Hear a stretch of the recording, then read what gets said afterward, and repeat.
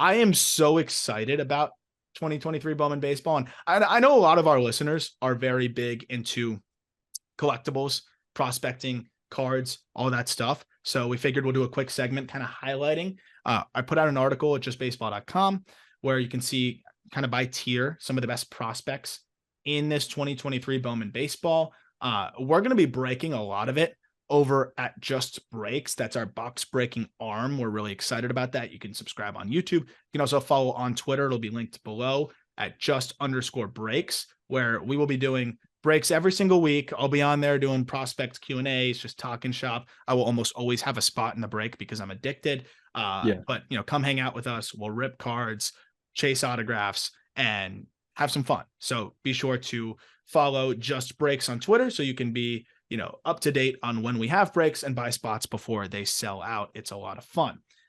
2023 Bowman Baseball is going to be something that I spend a gross amount on. I just know I am, because they've got some really exciting prospects kind of ranging from all over. And that's what I really like about it is you've got the Josue DePaula type that is that 17-year-old Dodgers prospect that everyone might get really excited about, which they should. He's a top 100 prospect on Just Baseball for good reason and a tier 1 guy in this article.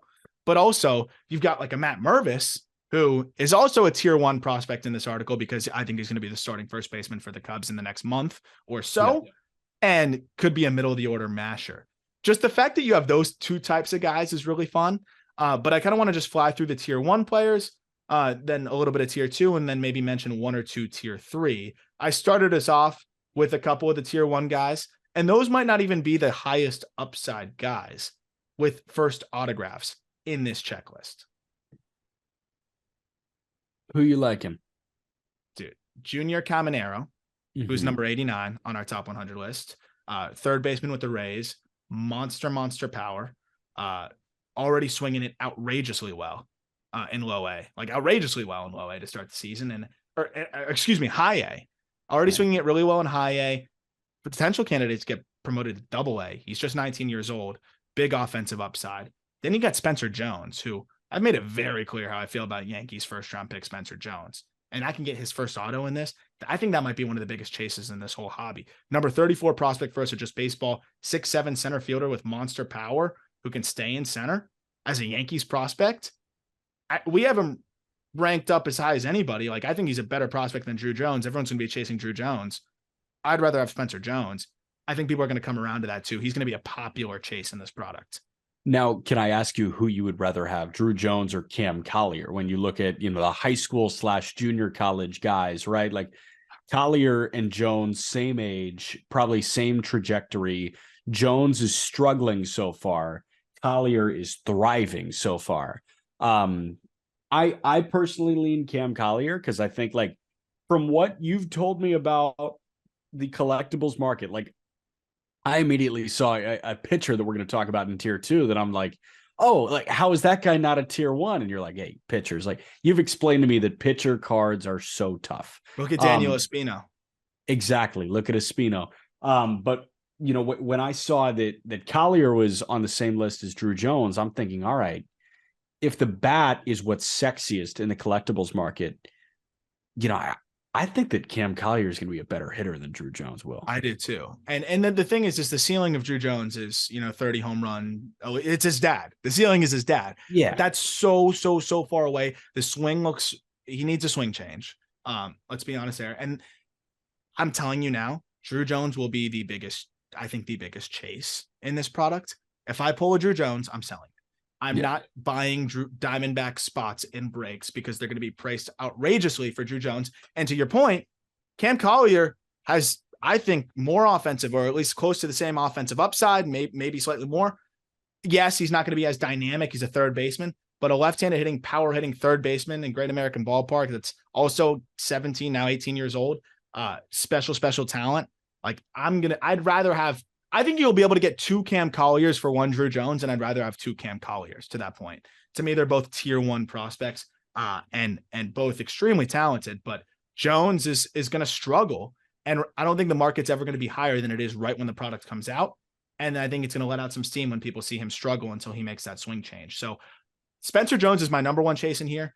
Junior Caminero is up there as well because of his offensive talent, his youth, and the upside. Cam Collier right there, Josue DePaula as well. And then 2 other tier 1 guys that we have in this article. Of course, Matt Mervis, as we mentioned. And then Edouard Julien. I think some people have him as a tier 2 guy. I put him in tier 1 because he is a power hitter who's already in the big leagues. And I know that the big thing in Bowman is speculation, whatever. You're praying that a lot of these guys end up like Edouard Julien. And I think Julien still has enough upside where if it all clicks for him at the big league level, he's an everyday bat that's hitting 25 plus homers and getting on base at a high clip and is an all-star. So for me, that's a tier 1 guy in Edouard Julien to get his first Bowman auto here. That's the thing. Like, what is the card price of an all-star? And that's what Julien can be. Julien can be an all-star. And, if we've learned anything, like, hey, defensive runs saved don't always result in all-star appearances. No. And I think that Julien is going to do what makes him sexiest for an all-star candidacy. And, when we look at a multiple-time all-star with a really high OBP and in homers, we could be talking about Edouard Julien as a guy that we wish we bought sooner. And you're exactly right. Like, you have the opportunity to get in on the ground floor. It's an elevated ground because he's already in the bigs, but get in on the ground floor because he is, sending his first auto out there and he's in the big leagues. It's super rare to have that happen in Mervis. It's going to be very similar as well. And yeah, you don't have the suspense, but I think they might almost be overlooked for that reason. And I think these are 2 guys that could be middle of the order mashers in the major leagues. So legitimate chance at that. I'm picking up those cards. That's a tier 1. And that's the thing, like the 19-year-olds that you buy, you're crossing your fingers every time they have minor league at bats, hoping that they get to the major leagues. Correct. For my pitching kings out there that love to collect pitchers, I know there's some of you out there. Top of tier 2 is Kyle Harrison, number 33 prospect in baseball, left-handed pitching prospect, Giants. Off to a slow start this year, but this is a dude that has frontline stuff. So if you want the ace of the Giants potentially, if we're rolling the dice here on the upside, that's what he can be. I think he's more of a middle rotation lefty because of the command challenges. But when you got an upper 90s fastball and a nasty pair of both a breaking ball and a changeup, Harrison could be a frontline dude. I'm going to fly through these. You can add whatever else you want. Alex Ramirez is probably regarded by many as a tier 1 guy, Mets outfield prospect. It's his first autograph, but it won't have the first on it because he's had his first Bowman Chrome. Ramirez just missed our top 100 list. He's far off, and it doesn't have the first designation, so that kind of puts him in tier 2. Usually it takes a little bit more time for people to come around to those kind of autograph prices because it doesn't have the fancy first up at the top. We're seeing that happen with Jackson Merrill right now. It happened with Brendan Davis. Ramirez could be really good, but to me, he's still kind of far off, and I don't think has as much upside as some of the guys like Josue DePaula that we mentioned in tier 1. Justin Crawford, son of Carl Crawford, crazy speed, limited power. We'll see what it all looks like, but obviously that's a pretty dynamic player that if I pull, I'm excited to hold on to and just see what can happen. He's 6'3", plus runner, very reminiscent of his father if he can tap into some power. The good old Jacob Berry, top 6 pick, number 6 pick, but I don't really want a first base / DH bat first guy. That said, if he hits a lot, the way that the Marlins drafted him to hit, and many thought he would, that's still a solid card to collect. Roman Anthony, very intriguing guy, $2.5 million high school signee for the Red Sox. Big upside, but big risk. Same story with Carlos Jorge of the Reds. Big upside, bat first, second baseman. Some risk, maybe not as much risk, but putting up great numbers in low A as a 19-year-old. And then a pitcher, Ben Brown. We talked about him already. That's a card I would not mind scooping up because it'll be cheap.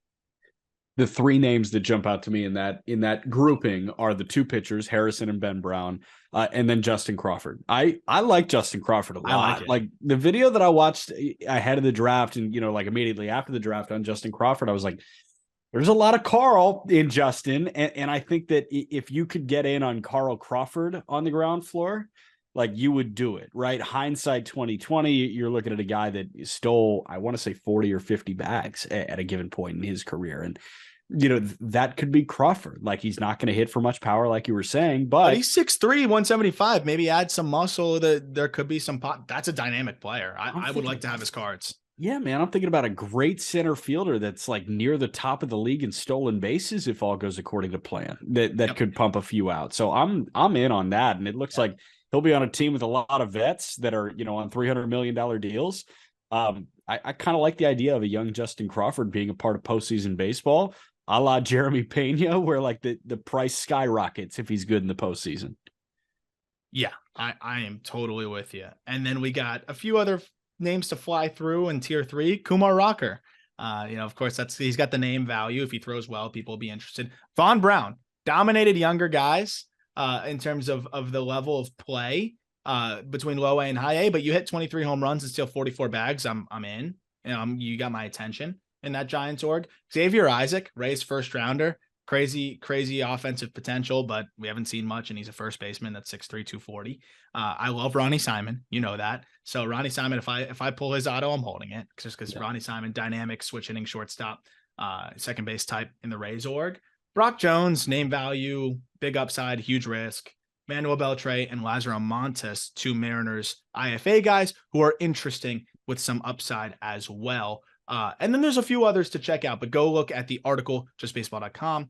And also be sure to go check out Just Breaks on Twitter, just_breaks. Follow us there so you can keep up with all of our releases and chase some of these cards with us. Let us know if you pull any of these bad boys. Real quick question about Kumar Rocker. Do you think he will be overpriced because of the name recognition?